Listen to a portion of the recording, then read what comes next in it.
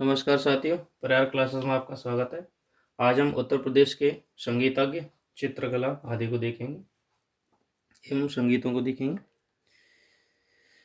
उत्तर प्रदेश में तबला वादक हैं पंडित राम सहाय, कंठे महाराज, किशन महाराज, पंडित शांता प्रसाद उर्फ गुदई महाराज, शरद महाराज, पंडित रामजी मिश्र। सितार वादक हैं पंडित रविशंकर, बांसुरी वादक हैं पंडित हरिप्रसाद चौरसिया, शहनाई वादक हैं उस्ताद बिस्मिल्लाह खां, वायलिन वादक हैं पंडित ओमकारनाथ ठाकुर, डॉक्टर एन राजम,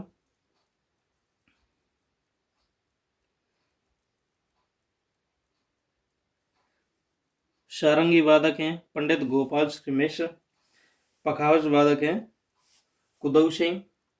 अब चित्रकला की कुछ फैक्ट्स हैं, उन्हें देखते हैं। उत्तर प्रदेश में चित्रकला के विकास में कला एवं शिल्प महाविद्यालय लखनऊ का महत्वपूर्ण स्थान है। इसकी स्थापना 1911 में की गई थी।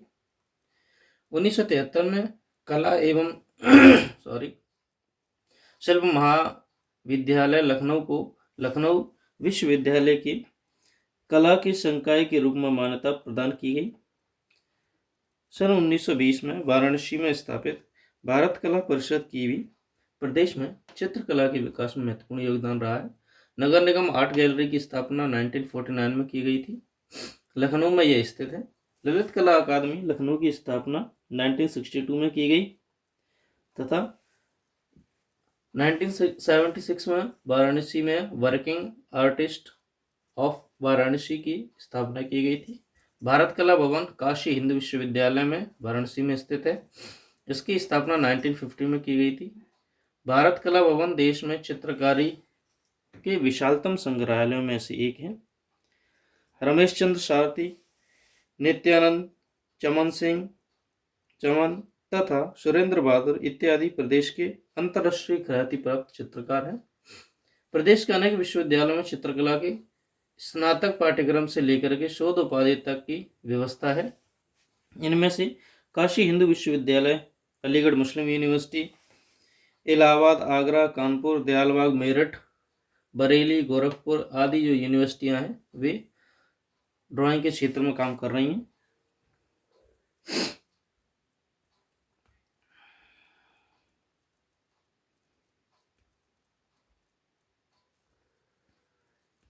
अब देखते हैं प्रमुख चित्र शैलियां।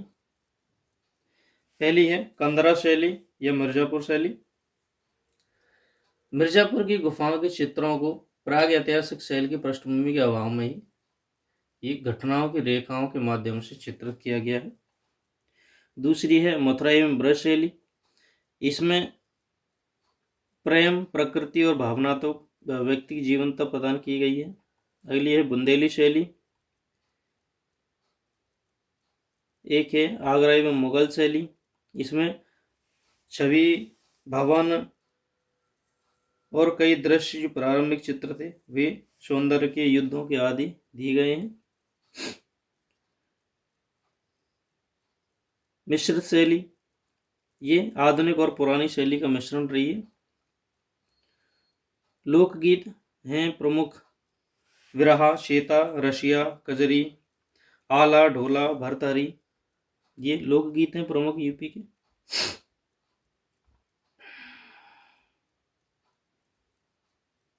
तो पहला है विरहा। विरहा पूर्वांचल में प्रसिद्ध है, जिसमें गायक भोजपुरी भाषा में स्थानीय क्षेत्र की घटी घटनाओं के कहानियां कहते हैं और अधिकांश वीर रस के होते हैं और गायक लोकवाद के रूप में करताल की प्रमुखता से ये बजाते हैं। ये आला। आला ये बुंदेलखंड की कहानियों के बारे में जो आला उदल की कहानियां दी गई हैं, इसमें इनकी वीर कथाओं को एवं महुआ के वीर भाइयों को आला उदल के बारे में कहा गया है।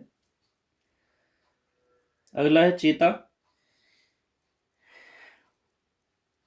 ये ऋतु गीत हैं, जिसमें फाल्गुन पूर्णिमा और चैत्र पूर्णिमा के दौरान गाए गए गीत हैं। गीतों को प्रेम की अनुभूति को व्यक्त किया गया है।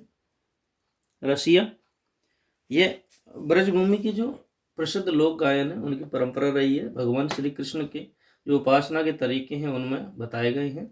आध्यात्मिक एवं भौतिक भक्ति के गीतों को इसमें गाया जाता है।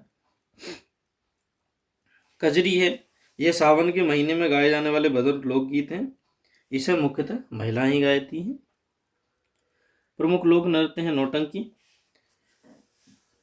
यह सर्वाधिक प्रचलित है यूपी में, जिसका मूल स्वरूप मिथि नाटक का है।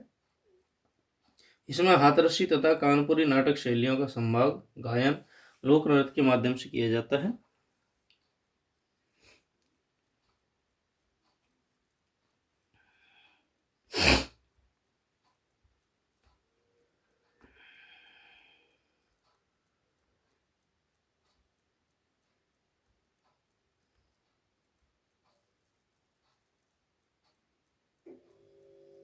अगला है धोबिया राग। धोबी जाति के नृत्य हैं ये, जिसमें नर्तक धोबी और दूसरा नर्तक गधा बनता है। धोबी और गधा की कहानी चलती है इसमें। धोबिया नाच, इसमें कच्ची घोड़ी पर सवार होकर नर्तक अन्य नर्तकों के मध्य विलक्षण मुद्राएं प्रदर्शित करती हैं। इसका आयोजन मांगलिक कार्यक्रमों पर किया जाता है। दुरिया समाज, इसके तहत बुंदेलखंड क्षेत्र है, उसके कुम्हार जाति के नर्तक पुरुषों के द्वारा स्त्रियों का रूप धारण कर लिया जाता है एवं उनकी भाव भंगिमाओं को गायन और नृत्य के द्वारा प्रदर्शित किया जाता है। पाई डंडा, पाई डंडा ये डंडिया रास नृत्य है। उसके ही समान बुंदेलखंड की अहीर जाति के द्वारा किया जाता है। इसे पाई डंडा कहा जाता है। दीपावली आप सभी जानते हैं। दीपावली के शुभ अवसर पर जो बुंदेलखंडी अहीर जाति के नर्तक हैं वे खेल जैसा नृत्य करते हैं। अगला है ख्याल। बुंदेलखंड में जो पुत्र जन्म के अवसर पर किया जाता है, इसके तहत नर्तक अपने ऊपर रंग बिरंगे कागजों एवं बांस के मंदिरों को रखकर बुंदेली गायन करते हैं। कथक, ये उत्तर प्रदेश की ही देन है। इस नृत्य की शैली को अवध के अंतिम नवाब वाजिद अली शाह को प्रोत्साहित किया जाता है। तो कथक के लिए कौन फेमस थे? वाजिद अली शाह। और कौन सा नृत्य यहीं पर उत्तर प्रदेश में ही जन्मा है? तो कथक। शेरा, बुंदेलखंड के किसानों के द्वारा फसल की कटाई के समय खुशी के तौर पर यह नृत्य किया जाता है। राई, बुंदेलखंड की महिलाओं के द्वारा यह आयोजित किया जाता है। मयूर नृत्य की तरह ही, जो कि कृष्ण जन्माष्टमी के अवसर पर किया जाता है। नटबरी, ये पूर्वी उत्तर प्रदेश के अहीरों एवं यादवों के प्रचलित नृत्य संगीत एवं खेल मुद्राओं को प्रदर्शित करते हैं। धीवर राग, धीवर या आहार जाति के द्वारा यह नृत्य एवं गायन किया जाता है। कलाबाजी, अवध क्षेत्र में इस नृत्य के नर्तक कच्ची घोड़ी पर सवार होकर मोर बाजा यानी कि पिंड पाइप लेकर कलाबाजी करते हुए नृत्य करते हैं। नृत्य कलाबाजी की प्रमुखता होने के परिणाम स्वरूप इसको कलाबाजी कहा गया है। पासी नाच, पासी नाच है कि युद्ध की जो अभिनव है, युद्ध की जो ड्रामे हैं उन्हें किया जाता है। नृत्य गीत पासी जाति के द्वारा गाए जाते हैं। 7 अलग अलग मुद्राओं के गीत एवं लय प्रस्तुत किए जाते हैं इसमें। जोगिनी,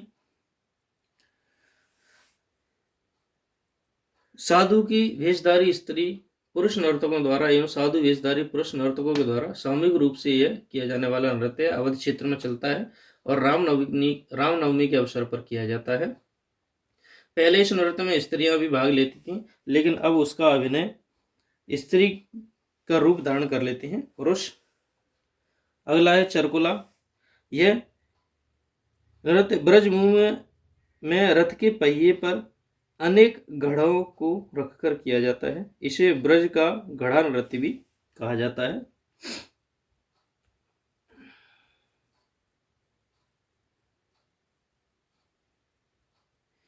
देवी, ये देवी पूजा के समय नर्तक देवी की भूमिका निभाते हैं और नाचने वाले बुंदेलखंड में इसमें ये फेमस है। एक है कार्तिक। कार्तिक बुंदेलखंड क्षेत्र में प्रचलित है। ये नर्तकों के द्वारा श्री कृष्ण और गोपियों का रूप धारण करके गायन एवं नृत्य के माध्यम से इसका वर्णन किया जाता है। तो ये थे प्रमुख लोकगीत। वीडियो को अंत तक देखने के लिए धन्यवाद। Thank you.